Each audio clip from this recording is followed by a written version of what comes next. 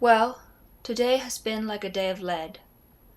Why are there days when yeast, gunpowder, and champagne are lifeless, and you are brown and sagging as a rotten apple? Days when one longs for somebody with their whole soul?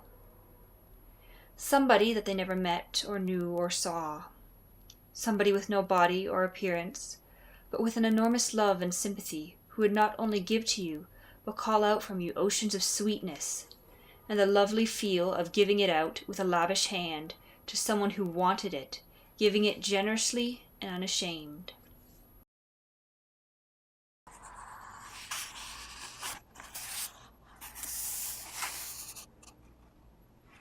Hello, my name is Amy, and today I'm talking about Hundreds and Thousands, the Journals of Emily Carr. This book contains Carr's journal entries from 1927 to 1941.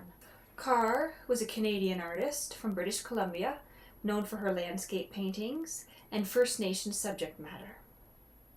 She's often associated with the Group of Seven and is known also for her short stories.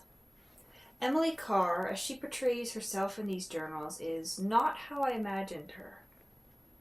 I expected a calm, fairly conservative painter, but what I found instead was a 60-something-year-old woman who spent her summers living out of a caravan with her pet monkey and painting. Carr often doubted her own abilities. Even when she was successful and selling paintings and receiving praise for her work, she still felt that it somehow wasn't good enough. Interestingly, for Carr, art and painting and even writing was a religious experience.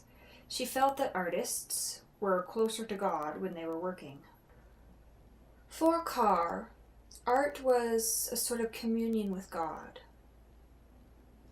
In Carr's case, God seems to be the literal monotheistic God in the Christian religion.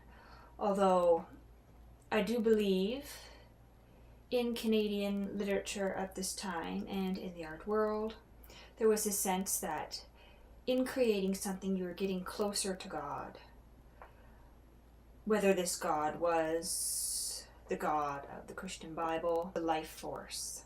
I also noticed in reading these journals that Emily Carr had a certain hostility towards British culture, at least British culture as expressed in Canadian culture.